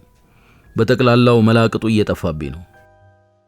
በዚህ ምክንያት በፊታችሁ ቆማ ለምታዩት አሳዛኝ ሴት ምህረት ልታገኝበት የምትችልበትን ዘዴ ከማቅረብ ይልቅ እንደ ሕፃን ልጅ ዳድህ እያልኩኝ ወደ መጮህ እየቃጣኝ ነኝ። ለዚህ ለደረሰብኝ ድክመት ይቅርታ እንድታደርጉልኝ።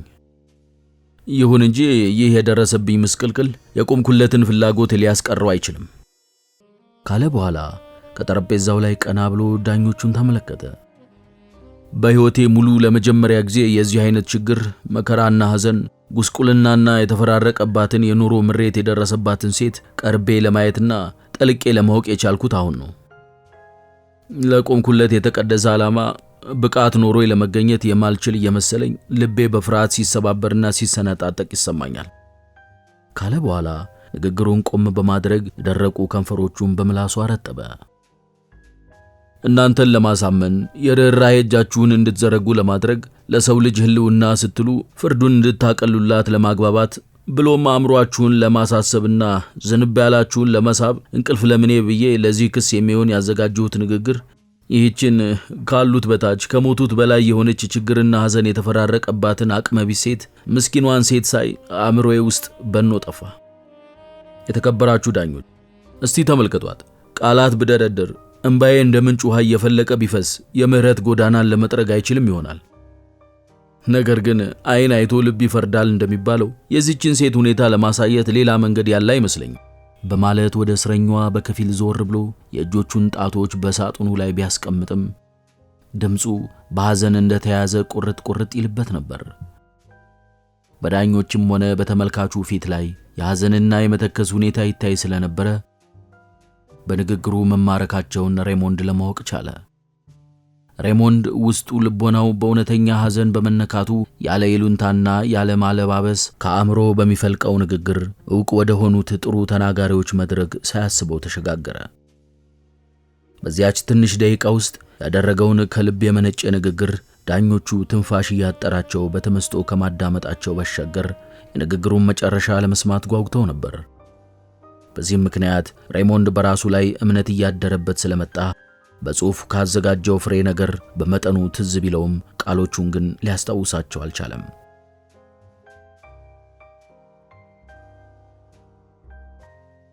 ሚስጥር የተደበቀ የተጻፈ የቆምኩላትን ሴት ተብትቦና እንዳትናገር ዲድ አድርጎ ያዘ እስካሁን ድረስ ምንነቱን በማስረጃ ማናችንንም ያልደረስንበት ጉዳይ ነው ብሎ ንግግሩን በመቀጠል ይህቺ ሰቀቀኗንና ሐዘኗን በግዩዋ ታቅፋ እየተቃጠለች የምታለቅስና ተስፋ የቆረጠች ሴት ማን ናት? እረ ለመሆኑ የመጣችው ከየት ነው? አብራው የኖረችውን ሰው ለምንድን ነው የገደለችው? ዛሬ በዚህ አዳራሽ ውስጥ ያለን ሁሉ የዚህን መልስ አናውቅም ብሎ በሚናገርበት ጊዜ ድምፁ እየሾረ ተሰሚነቱ እየጨመረ መጣ።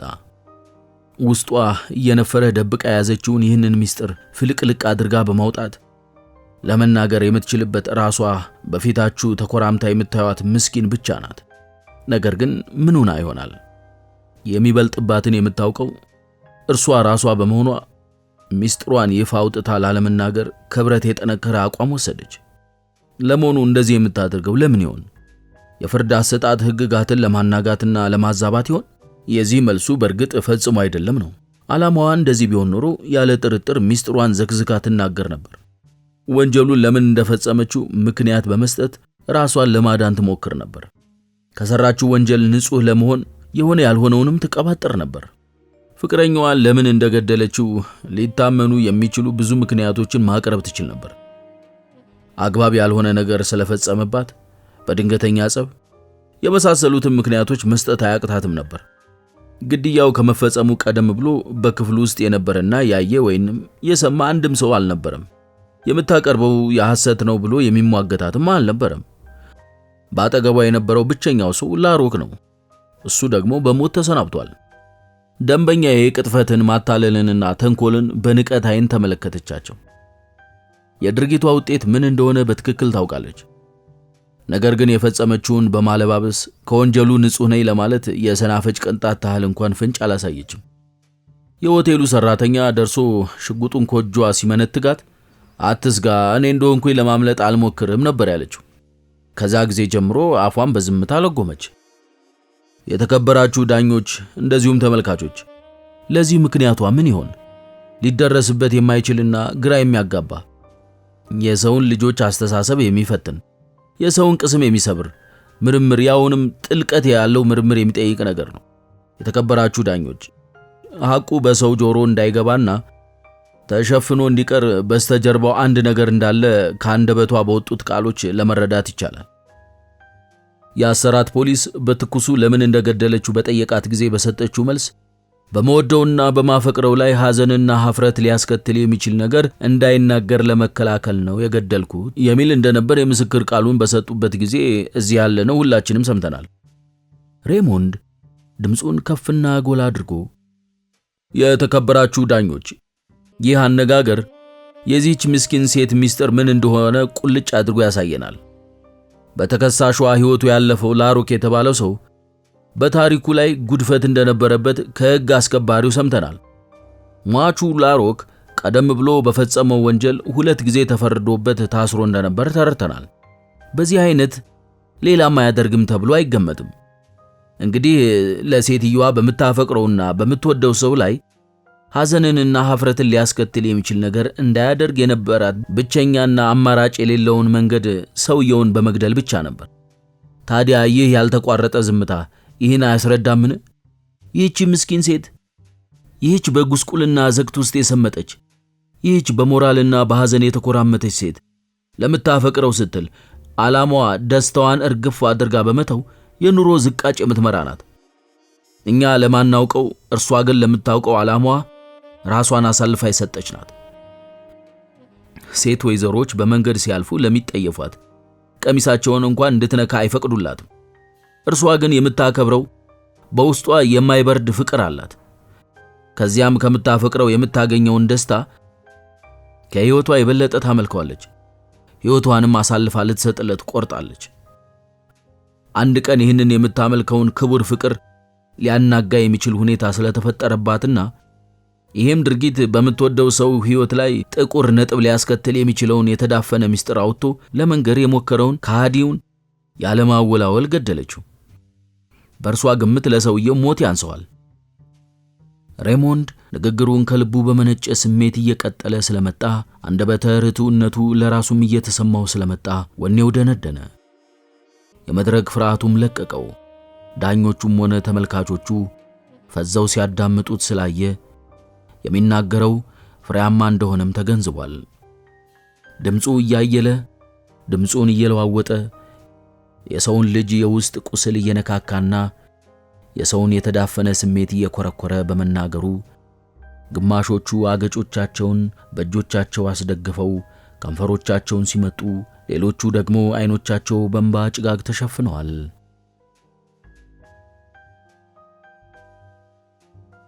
ደንበኛዬን ወንጀለኛ እንድትሆን የገፋፋት ዋናው ምክንያት ፍቅር ነው። ለፍቅር ያውም ለማይደፈርና ለማይገሰስ ፍቅር ብቻ። ለምታፈቅረው ስትል ደግማ የማታገኘውን ሕይወቷን አሳልፋ ለመስጠት መረጠች። ይህን መስዋዕትነት የምትከፍልለት ፍቅር ሕይወቱን ሙሉ ለተወደደና ለተከበረ የአባት ፍቅር ይሆን? ለከዳችውና ለብዙ ጊዜ ትታው ለሸሸችው ባል ወይንም ወዳጅ ፍቅር ይሆን? ለእናቱ ኀፍረትና ጉስቁልና ምንም ለማያውቀውና በድሎት ለሚኖረው ለልጅ ፍቅር ይሆን? ሁላችንም ምክንያቱን አናውቅም። ብቻ ከመናገር የተገደበችበት ጥቂቶቹ ከላይ የጠቀሱት ይመስላሉ። ሰዎች ስለ እርሷ ስለሚናገሩትም ሆነ ስለሚሰጡት ፍርድ አልተጨነቀችም። ለራሷ ሕይወት ደንታ የላትም።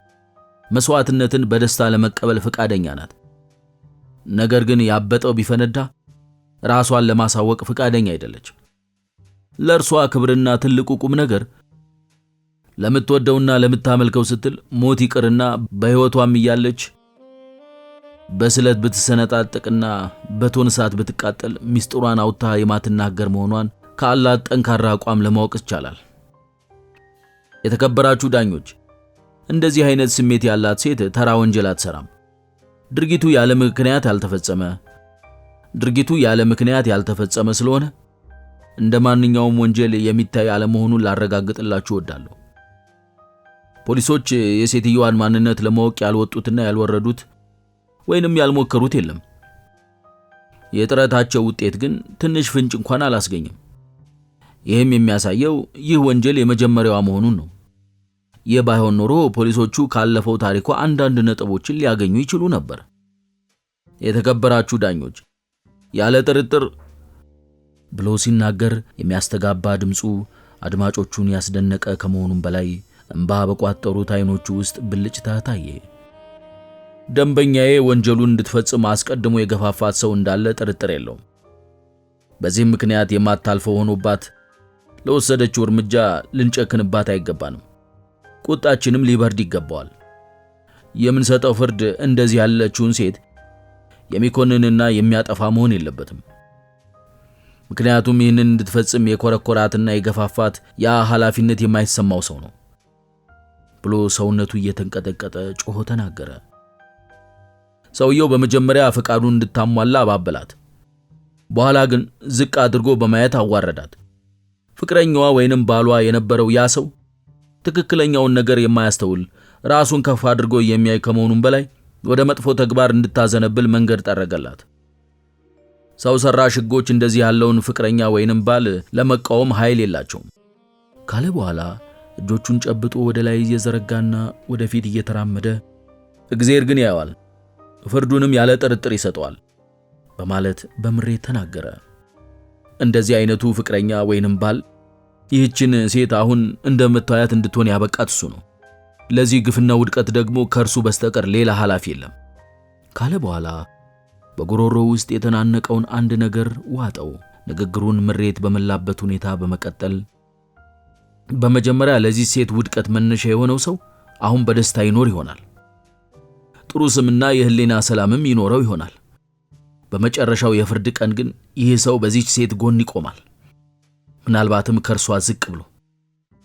ስለዚህ ለሰው ልጆች እኩልነት ሲባል በወጣው ሕግ ስም በእናቶቻችሁና በእህቶቻችሁ ስም ለዚች በደረሰባት የግፍ ግፊት ወድቃ መሰቃያና መሳለቂያ ለሆነች ምስኪንና አሳዛኝ ምናልባትም ደባ ለሰራባት ሰው እንደ አሻንጉሊት ለተቆጠረች ሴት እንድትራሩላትና ምህረት እንድታደርጉላት እለምናለሁ። ሬሞንድ እንደገና ንግግሩን ለትንሽ ጊዜ ቆም አደረገ። ራሱን ሙቀት፣ እግሩን ደግሞ ቅዝቃዜ ተሰማው። አዘጋጅቶት ከነበረው ንግግር ውስጥ አንድ ቃል እንኳን እንዳልተጠቀመ አውቋል። ሆኖም በሕልሙ እንኳን ያላያቸውን ቃላትና ሐረጎች ያላንዳች ችግር በምላሱ ተንቆረቆሩ። ንግግሩን በጀመረበት ጊዜ ሻካራና ትክክል ያልነበረው ድምፁ አሁን ግን እንደፈለገው እያረቀ የመጣለትን ሁሉ ለመናገር ችሏል። ሄለንና ሮዝ ወደ ተቀመጡበት ዞሮ ባይመለከትም ልባቸው በንግግሩ እንደተነካና እንደተደሰቱ ለመገንዘብ ችሏል። ከተመልካቹ ውስጥ የወንዶች በሐዘን የሰለለ ሳልና የሴቶቹ ዝቅ ያለ የለቅሶ ድምፅን ሰማ።